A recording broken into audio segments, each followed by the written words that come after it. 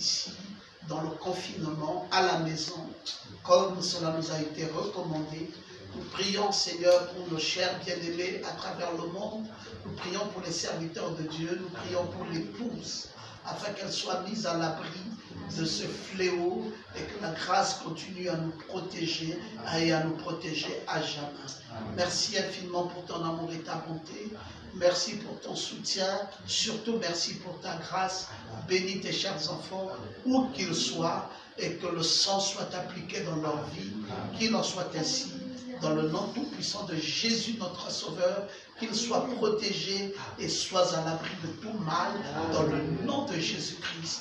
Amen. Amen. Gloire à Jésus. Je voulais pour ce petit moment donner un sermon que je vais intituler « Le confinement ».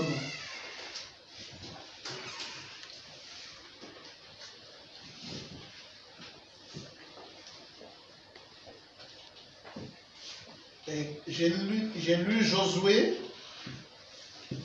au chapitre 2, du verset 15 au verset 21.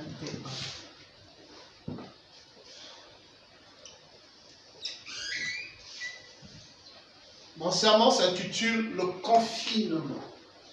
Et je voulais vous parler pendant un petit moment sur le confinement pour que vous compreniez la nécessité du confinement. Vous savez que Rahab, la prostituée, une dame assez distinguée, dont la vie n'était pas toujours une bonne vie, parce que c'était une prostituée. Et le prophète de Dieu nous dit qu'il a été rapporté son témoignage dans le livre des Hébreux, et notamment dans le livre de la foi des Hébreux. Et vous savez qu'il y a un livre particulier dans la Bible qui est Hébreux 11, et c'est de là, dans ce livre, qu'est mentionnée la foi de nos patriarches. Tous ceux-là qui avaient un exemple particulier en matière de foi, eh bien, ont été parlés dans Hébreux au chapitre 11. Ceux-là qui ont eu la foi. Il se trouve aussi que cette femme pécheresse, Rahab, a été parlée dans Hébreux au chapitre 11. Qui était Rahab? Rahab était une cananéenne naturelle. Donc on va dire que Rahab était une étrangère de l'État d'Israël. Rahab, cette femme prostituée, Rahab, c'était une cananéenne. Cananéenne, et elle était donc étrangère. Elle était étrangère d'Israël.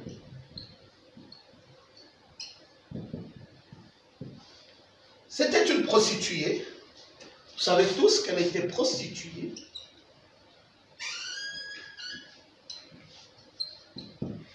Elle était une femme de mauvaise vie.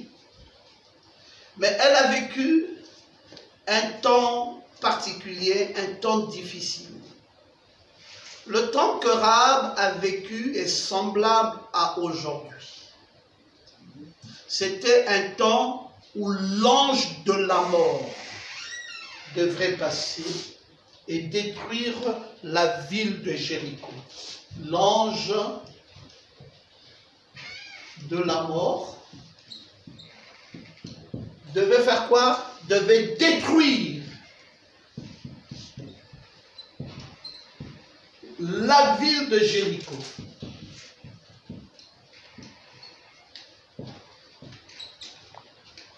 Voilà un peu à quelle période de temps Rahab a vécu.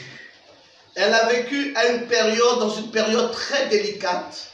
Elle a vécu dans une période très difficile. Elle a vécu exactement à la période où l'ange de la mort était présent dans la ville de Jéricho.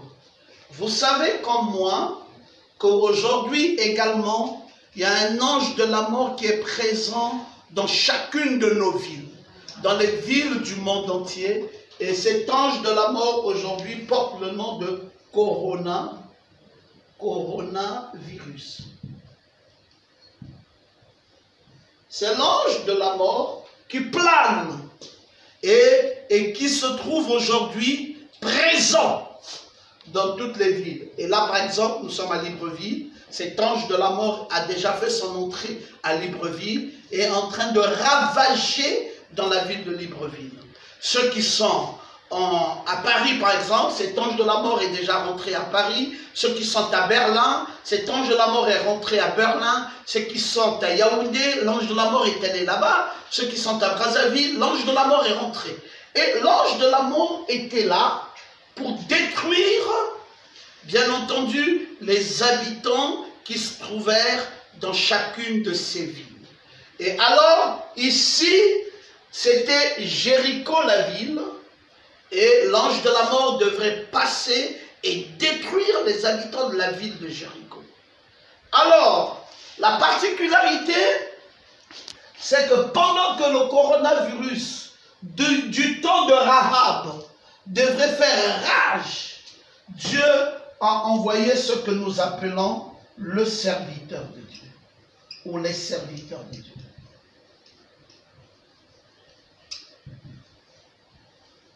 Très important aujourd'hui de remarquer cette chose, parce qu'ils étaient les serviteurs de Dieu, ils étaient deux, et comme on ne peut jamais avoir deux serviteurs de Dieu dans un âge en même temps, ça veut dire qu'il y a un prophète et son auxiliaire.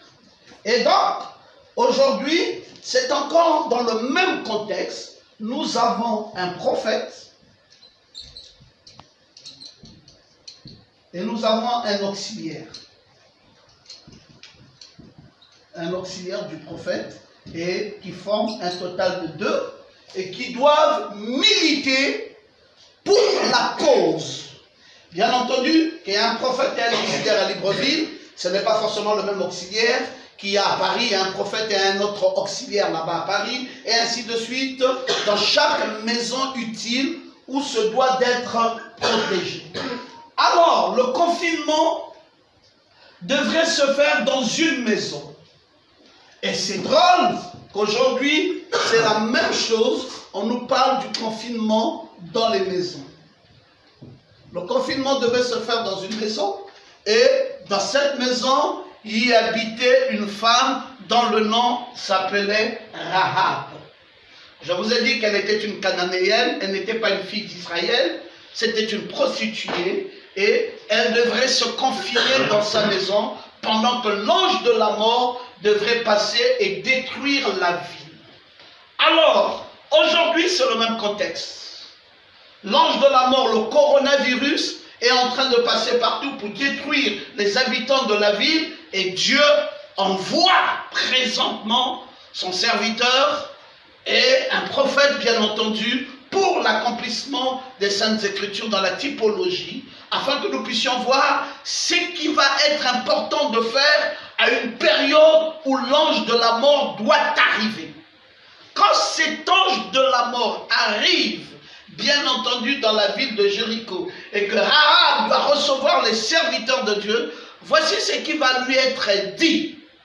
Rahab, à cause de la bienveillante attention que tu as accordée aux hommes de Dieu qui sont là, maintenant, ça ne sera pas suffisant. Tu devrais avoir la foi pour mettre le fil rouge cramoisi dans la période du confinement. Donc, dans la maison où tu devrais être confiné, il ne faut pas, c'est pas tout que d'être confiné dans une maison, mais c'est surtout que de mettre le fil cramoisi. Le fil cramoisi. Et ce fil cramoisi, c'est le prototype du sang de Jésus. Et rappelez-vous que ce n'est pas le sang de Jésus qui est la chose la plus importante, mais c'est la vie qui est dans le sang de Jésus qui est la chose la plus importante d'aujourd'hui. Or, il se trouve que la vie qui est dans le sang de Jésus, c'est le message de l'heure. Et donc, c'est important que cette maison qui est un confinement, c'est vrai, mais ce qui est important dans le confinement, c'est que pendant que Rahab sera dans la maison, qu'elle y attache le fil rouge cramoisi, le fil rouge cramoisi. Et ce fil rouge cramoisi, qui est le prototype du sang de Jésus, devrait être à la fenêtre. Et alors, quand l'ange de la mort passerait pour détruire la ville, eh bien, Rahab serait mise à l'écart. Mais il a été dit dans le confinement de Rahab, que Rahab ne soit pas la seule à être confinée, qu'elle y mette dans la même maison son père, qu'elle y mette dans la même maison sa mère, qu'elle y mette dans la même maison ses sœurs, et qu'elle y mette dans la même maison ses frères.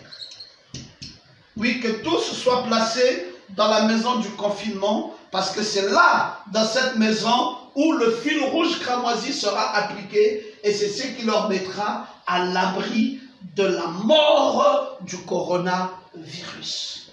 Ce sont les mêmes types, ce sont les mêmes exemples, ce sont les mêmes histoires, et c'est important que l'épouse du monde entier comprenne le sens du confinement aujourd'hui. Pourquoi est-ce qu'on nous demande d'être confinés? Est-ce qu'on peut retrouver cela dans les Écritures? Peut-on retrouver cela dans le message? Une telle attitude, un tel comportement de confinement? Est-ce que c'est biblique? Est-ce que c'est scripturel? Eh bien, on peut retrouver ça. Mais maintenant, j'aimerais vous donner les détails de cette période de temps où Rahab a vécu pour que vous sachiez avec exactitude ce dont il est question. Oui, il fallait que Rahab ait la foi. Non seulement qu'elle appartenait à un pays païen, mais elle était une prostituée. Et il n'y avait rien en elle qui pouvait lui attirer l'attention de Dieu si c'était une chose appelée la foi. Elle-même n'est pas d'origine israélite. Elle-même n'est pas chrétienne, une prostituée de surcroît. Elle va trouver quelle faveur dans une période aussi critique. La seule chose qui pourra sauver Rahab, c'est sa foi. Et rappelez-vous que ce qui va vous aider aujourd'hui, dans le contexte du temps dans lequel nous sommes, c'est la foi. Amen. Il ne faut pas que vous perdiez la foi. Ce n'est surtout pas le moment de perdre ce que nous appelons la foi. Très important maintenant de savoir que ça c'est la chose fondamentale. C'est bien ce qu'il vous faut dans ce temps critique. Parce que c'est une païenne. Parce que justement, elle est étrangère en Israël. Et la mort doit survenir. Qui est-ce qui va la mettre à l'abri de la mort? Ben, c'est la foi. Vous avez besoin, en ce moment précis, d'avoir la foi. Certes, les églises peuvent être fermées. On peut fermer l'église. On peut demander à ce que plus personne n'aille à l'église et que les églises soient fermées. Les églises peuvent être fermées, mais il y a une chose que vous devez retenir qui est très importante, c'est que votre foi ne doit pas être fermée. Amen. Il faudrait que les églises soient fermées, mais votre foi doit être active. Amen. C'est le moment où jamais vous devez activer votre foi. Quand il y avait le confinement au temps de Rahab, et que tout était barricadé, tout était fermé, et parce que l'ange de la mort devrait passer, Rahab a activé sa foi. Il est important de le savoir, que c'est dans la période-ci, la période critique dans laquelle nous sommes, que vous devez maintenant activer votre foi. Parce que faites très attention, vous serez prêté à toutes sortes d'esprits. La peur viendra. Pour peu que quelqu'un tousse, ça va susciter la peur.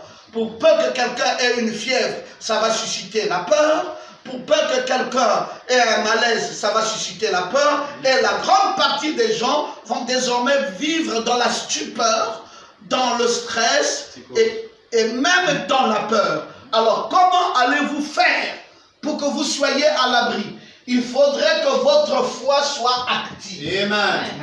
C'est le moment où jamais vous devez activer votre foi. Il faudrait que la foi s'élève maintenant. C'est la période où vous devez élever votre foi. Quand nous lisons dans Josué au chapitre 2 et que nous lisons partant du verset 9 jusqu'au verset 11, vous allez comprendre ce qui va donc arriver. Et avant que les espions se couchassent, Rahab monta vers eux sur le toit et leur dit: l'Éternel, je le sais, vous a donné ce pays. La terreur que vous inspirez nous a saisis. Et tous les habitants tremblèrent devant vous. Car nous avons appris comment, à votre sortie d'Égypte, l'Éternel a mis à sec devant vous les eaux de la mer Rouge. Et comment vous avez traité les deux rois des Amoréens au-delà du Jourdain, Sihon et Og, que vous avez dévoués par interdit. Nous l'avons appris et nous avons perdu courage. Et tous nos esprits sont abattus à votre aspect, car c'est l'Éternel votre Dieu qui est Dieu en haut dans les cieux et en bas sur la terre. Cette femme a maintenant la foi. Elle est vigoureuse par la foi. Elle sait désormais que ce qu'elle a entendu peut l'aider à augmenter sa foi. Ce qu'elle voit peut l'aider à augmenter sa foi. Alors quand vous entendez, est-ce que c'est pour que vous soyez abattus? Non, monsieur. Est-ce que c'est pour que vous soyez morts de peur? Non, ou est-ce qu'il faudrait que vous entendiez des choses qui doivent augmenter votre foi? Quand vous entendez une histoire comme celle-ci, où tout Jéricho a été détruit et une maison, la maison dans laquelle le fil rouge cramoisi avait été appliqué a été mise à l'écart, tu dois t'en identifier. Amen. Tu dois te dire, cette maison-là, c'est la mienne. Amen. Et cette Rahab-là, c'est moi. Amen. Peu importe mes manquements, peu importe mes fautes, peu importe mes erreurs, mais Dieu va utiliser ma foi pour me sauver dans une période aussi délicate comme celle dans laquelle nous traversons. Amen. Que l'épouse du monde entier sache que c'est le moment d'activer la foi. C'est le moment de croire véritablement en son Dieu et c'est le moment de ne pas avoir peur et de ne pas se prêter à tous les esprits méchants. Ayez donc la foi, augmentez votre foi et sachez que cette épreuve est venue pour te démontrer la puissance du Dieu d'Israël. Et voilà donc ce qui est important de retenir et voilà donc ce qui est important de savoir. Parce que le surnaturel de Dieu, c'est ce qui va faire la différence. Amen. C'est le surnaturel de Dieu qui fera la différence. Il y aura une telle présence de Dieu dans la vie du véritable croyant. Amen. C'est une épreuve où le surnaturel de Dieu doit trouver sa place dans la vie des véritables croyants. La foi de Rahab a même transformé sa vie. Vous savez que c'était une prostituée, je viens de vous le dire. Mais est-ce que devant le coronavirus de son temps, elle est encore restée prostituée? Non. Rahab n'est plus restée prostituée. Cette chose a été bannie de sa vie parce qu'elle a amené le Dieu puissant. Non seulement à lui donner une vraie foi, mais en même temps en transformant sa vie. Amen. Amen. Vous savez qu'une telle épreuve peut aussi surgir parce que Dieu veut transformer ta vie. Amen. Amen. Le confinement dont nous parlons ici, c'est quoi en vérité? C'est l'éloignement au péché. Le confinement dont nous parlons ici, c'est l'éloignement au monde. Ouais. Votre maison, vous rentrez dans votre maison et vous vous éloignez du reste du monde. Vous ne pouvez plus aller dans un bar, vous ne pouvez plus aller dans le monde et vous êtes confiné dans une maison où il y a le fil rouge cramoisi. Le confinement que nous parlons ici, c'est une puissance de transformation. Alléluia. C'est pour amener certaines personnes à la transformation totale. Amen. Parce que tu te seras confiné, que tu vas être transformé. L'éloignement du monde, l'éloignement du péché t'amène dans un confinement où il y a un fil rouge cramoisi, il y aura une transformation de ta vie. Et Rahab, la prostituée, a vu sa vie être entièrement transformée. Et elle n'est plus restée cette même prostituée de tout le temps. Oh, des choses merveilleuses ont pu désormais se produire dans sa vie. Tu ne peux pas avoir la foi et vivre dans le péché. La foi avait pressé sur elle des décisions qui allaient l'éloigner de son peuple, qui allaient l'éloigner de la ville, mais elle agit pour sa délivrance, la délivrance de sa propre vie et celle de sa famille. Quand vous lirez dans Josué au chapitre 6, le verset 25, vous allez bien vous rendre compte que Rahab est allée ensuite habiter en Israël. Ainsi, d'esclave de Satan, elle avait été adoptée dans la famille de Dieu. De citoyenne de la ville païenne de Jéricho, elle est passée à une place dans l'assemblée de l'Éternel. Qu'est-ce qui, le miracle s'est produit où? Le miracle s'est produit dans la période du confinement. C'est dans la période de confinement que Rahab, la prostituée, a vu un miracle se produire dans sa vie. Alors, elle est passée de la ville païenne de Jéricho à l'assemblée de l'Éternel. Elle est passée elle-même d'une condition de prostituée à une fille de Dieu. Elle a changé de lieu d'habitation, elle a même changé de conditionnement de vie.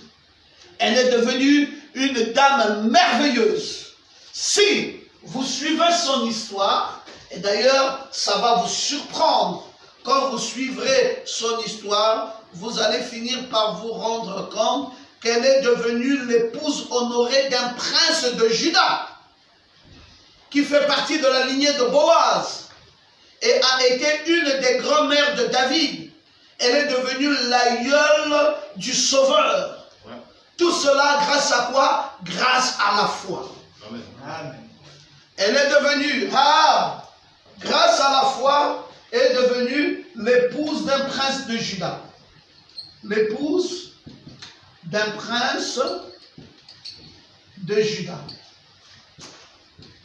Grâce à la foi, Rahab est entrée dans la lignée de Boaz.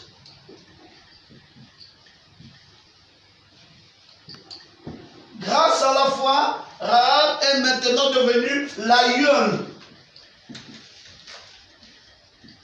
de Jésus-Christ. Vous voyez qu'est-ce que la foi a produit en elle? Et ce mystère, c'est dans le confinement que c'est parti. Amen. Amen. Quand Rahab a mis le fil rouge cramoisi dans sa maison et qu'elle est rentrée dans le confinement, voici ce que ça va produire en elle. Elle va devenir l'épouse d'un prince de Juda, elle va devenir une femme de la lignée de Boaz, elle va même devenir l'aïeule de Jésus-Christ. Cette femme Rahab, qui tout au départ était une prostituée. Mais dans la maison du confinement, une transformation s'est faite en elle.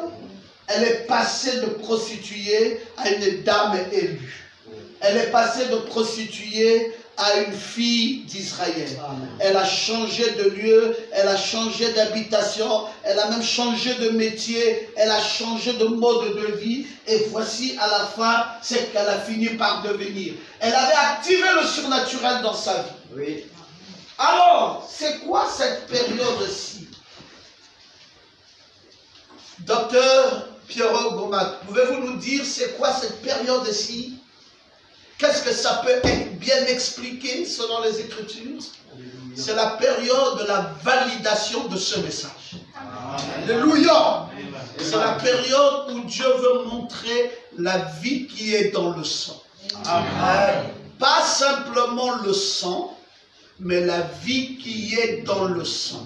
Parce qu'aujourd'hui, ce qui est important, ce n'est pas le sang. Toutes les dénominations vont dire le sang de Jésus, le sang de Jésus. Mais si ces dénominations pouvaient savoir quelle est la vie qui est dans ce sang. Parce qu'aujourd'hui, le plus important, ce n'était pas simplement un fil rouge cramoisi. Le fil rouge cramoisi est le prototype du sang de Jésus qui est appliqué sur la fenêtre. Mais quelle est la vie que ça produit? La vie que ça produit, c'est le message apporté par les serviteurs de Dieu qui sont rentrés dans la maison de Rahab et la transformation totale de son être. Et aujourd'hui, la vie qui est dans le fil rouge cramoisi, c'est le message de l'œuvre. Et la puissance de transformation que ça produit et que ça engendre dans vos vies. Mais pourquoi est-ce que Dieu veut que ça soit à une période de tribulation, à une période d'oppression, à une période de difficulté, qu'il démontre alors la puissance de la vie qui est dans le sang? Mais pourquoi cela? Mais parce que Dieu ne peut jamais purger quelqu'un s'il ne l'amène pas dans son purgatoire. Amen. Et Dieu est en train de purger l'épouse. Parce que cette période de temps de confinement, ça veut dire je suis éloigné du péché. Amen. Ça veut dire je suis éloigné de mes habitudes, mes vieilles habitudes. Ça veut dire que maintenant je n'ai plus le droit d'être dehors. Je suis éloigné du monde. Alors vous allez trouver d'autres personnes qui vont rétrograder pendant cette période-ci. Au lieu de garder la flamme, au lieu de comprendre que cette pression, c'est pour que je développe la flamme de Dieu en moi, ils vont plutôt croire que cette période, c'est pour que je sois éloigné de Dieu. Et ça sera la chose la plus pitoyable qui soit, parce que cette période n'est pas pour que tu perdes la foi, mais c'est plutôt pour que tu gagnes la foi. Oh, j'aime que vous puissiez dire Amen. C'est tellement si important de comprendre la période de temps dans laquelle nous sommes. Alors cette dame est devenue l'épouse honorée d'un prince de Juda. Cette dame fait maintenant partie de la lignée de Boaz. Cette dame est devenue l'une des grand-mères de David. Cette dame est devenue une aïeule de Jésus. Tout ceci grâce à la foi. Alors, quand vous voyez la finalité de la pression du coronavirus dans le temps de Rahab, alors vous allez vous dire, mais finalement, c'était un mal pour un bien. Amen. Parce que grâce à cela, ça a amené une femme à réaliser la puissance du Dieu d'Israël, ça a amené une femme à une complète conversion, ça a amené une femme à gagner le salut, ça a amené une femme à laisser tomber la mauvaise vie, ça a amené quelqu'un à un rapprochement. Amen. Donc comprenez, chers amis, chers internautes, vous qui nous suivez en ligne, comprenez bien que ce temps critique, c'est aussi un temps d'approche pour Dieu, un temps de rapprochement vers le salut de Dieu, et un temps où la transformation d'une vie mauvaise à une bonne vie doit être faite. C'est le temps où il y a un changement complet.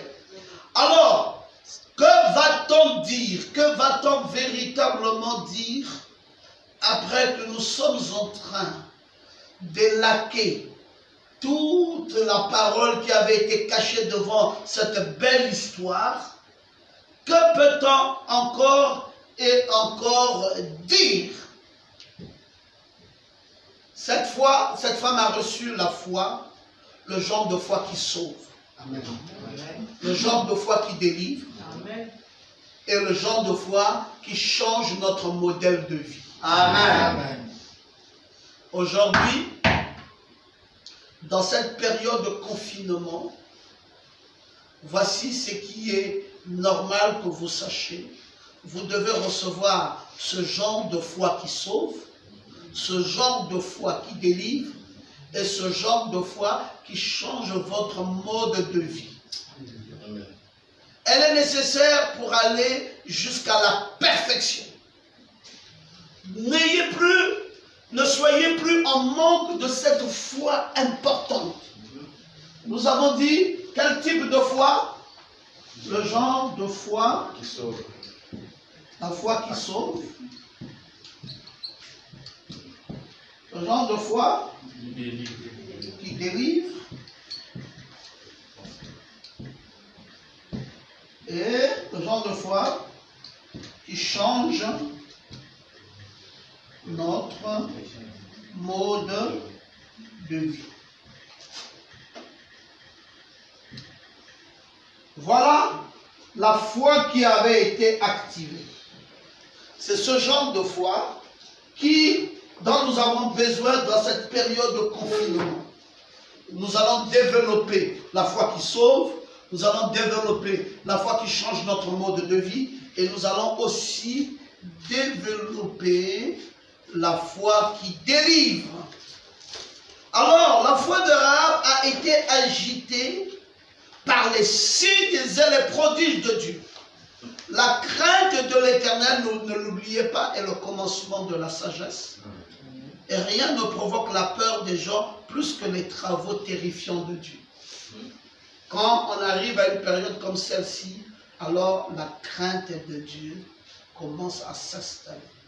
Vous allez voir dans Deutéronome au chapitre 2, au verset 25, je vais répandre dès aujourd'hui la frayeur et la crainte de toi sur tous les peuples qui sont sous le ciel, et au bruit de ta renommée, ils trembleront et seront saisis d'angoisse à cause de toi. Vous voyez, c'est maintenant le moment. Rahab croyait, et Rahab s'est tournée vers Dieu. Elle s'était séparée de ses anciens compagnons pour toucher le Seigneur. Est-ce que cette période de confinement, c'est pourquoi? C'est pour que tu te sépares de tes anciens compagnons, que tu te sépares du reste du monde, que tu te sépares de la famille qui t'embêtait et que tu sois maintenant sous le signe. C'est le moment où tu dois prier. C'est le moment où tu dois appliquer le signe sur le linteau des portes. C'est le moment où tu dois maintenant te retrancher pour trouver ton Goshen. Tu dois avoir un Goshen. C'est le moment où tu dois être sous une cachette, sous la cachette de Dieu. C'est le moment du confinement. C'est le moment du rapprochement de Dieu. Alors, s'il y avait un esprit maléfique qui penserait qu'en fermant l'église, on tuerait la foi, alors le diable serait confus parce qu'il va remarquer qu'en confinant les gens, on a développé la foi qui délivre, la foi dans le changement de mode de vie. Alors Satan sera simplement et purement confondu parce que le confinement nous a plutôt rapprochés de Dieu. Le confinement nous amène à croire véritablement dans la puissance de Dieu, véritablement dans l'onction de Dieu. Alors, ne vivez plus dans la stupeur ni dans la crainte. Si quelque chose comme une fièvre vient sur toi, dis non, ce temps-ci où l'ange de la mort passe, moi je suis dans une maison de confinement où le signe du fil rouge cramoisi est appliqué. Amen. Si quelque chose d'anormal survient, pense plutôt à ton Dieu. Oui, et des pensées positives. Alléluia. Amen. Ne laisse pas le diable t'amener à avoir des mauvaises pensées. Amen. Amen. Amen. Vous savez, rappelez-vous toujours de la puissance du sang. Le prophète disait dans Hébreux chapitre 6, comment pourrais-je, alors que Christ est mort pour moi, et que je suis devenu sa justice pour par sa grâce et son amour pour moi, comment pourrais-je pécher alors qu'il y a quelque chose qui est placé entre Dieu et moi? Un sacrifice. Je ne peux pas pécher je ne peux pas le faire. Dieu ne me voit plus, il voit Christ. Amen. Amen. Alléluia. Amen. Comment cette femme pouvait encore pécher? C'est fini. C'est le plus elle qui a vu le fil rouge cramoisi et ce que Dieu voit. On ne peut plus la voir. Et le prophète de Dieu dit quelque chose qui est placé entre Dieu et moi. Un sacrifice. Je ne peux pas pécher. Je ne peux pas le faire. Dieu ne me voit plus. Il voit qui? Il voit Christ. Amen. Amen. Voilà ce que Dieu voit aujourd'hui. Il ne voyait plus cette femme Rahab, la prostituée. Il voyait Christ, le fil rouge cramoisi. Et il a pris ma place. Quand je fais quoi que ce soit de faux, Christ prend ma place. J'ai fait ma confession. J'ai tort, il a raison, Seigneur. Tu connais mon cœur. Tu sais si je voulais vraiment le faire ou pas. J'ai tort, pardonne-moi. Dieu ne me voit jamais. Le sang de Jésus me tient couvert constamment. Et alors, comment Dieu pourrait-il me voir? Comment le péché pourrait-il m'être imputé alors qu'il ne peut le faire? Aussitôt que je l'ai fait, c'est pardonné. Amen. Vous êtes dans cette période de temps. Dans ce confinement, vous bénéficiez de la grâce d'un pardon. Amen. Dans ce confinement, il y a Christ qui est vu par Dieu, ce n'est plus vous. Dans ce confinement, vos péchés vous sont pardonnés. Vous êtes sortis du monde, vous êtes sortis de la pression du péché, vous êtes confinés pour une raison valable. Augmenter votre foi et détenir la foi qui délivre, détenir la foi qui sauve et détenir par-dessus tout la foi qui change votre mode de vie. Amen. Et donc, voilà ce que je tenais à vous partager de façon très brève. Pendant que nous sommes dans cette période de confinement, je voulais que vous ayez cette chose à cœur et que vous la gardiez vraiment à cœur avant que nous ne puissions vous donner la suite de ce message sur le confinement, que vous ayez la preuve de votre salut et surtout la preuve du salut de votre famille. Amen. Car Deutéronome 7:2 va dire, lorsque l'Éternel ton Dieu te les aurait livrés et que tu les auras battus, tu les dévoueras par interdit, tu ne traiteras point d'alliance avec elles et tu ne leur feras point grâce. Maintenant, cette femme a la preuve qu'elle et sa famille sont sauvés et vous également, vous avez désormais la preuve que ce n'est plus vous seul, votre frère, vos soeurs, votre père et votre mère, tous ensemble avec vous, l'Église, vous êtes sous le sang, l'épouse, les croyants de ce message, vous êtes sous le sang, vous avez bénéficié de la vie qui est dans le sang, le message de l'heure, et à cause de cela, désormais, vous êtes à l'abri. Développez plutôt la foi, ne développez pas la peur. Amen. Développez plutôt l'assurance bénie dans vos cœurs. Et croyez que Jésus fait l'expiation. Amen. Jésus fait l'expiation et Jésus vous place dans une cachette. Ne l'oubliez pas, quand Noé devrait être sauvé, lui et sa famille, le bateau qui devait leur servir de cachette avait été enduit en dedans et au dehors. Et le prophète William Branham dit que l'enduit qui avait été placé là, dans cette arche, c'est l'expiation. C'est le sang du Fils de Dieu qui avait été là, enduit au dedans et au dehors pour la protection de ceux-là qui devaient traverser la tribulation. Je crois que vous également traverserez toutes ces périodes difficiles et vous en sortirez vainqueurs. Que Dieu vous bénisse. Amen.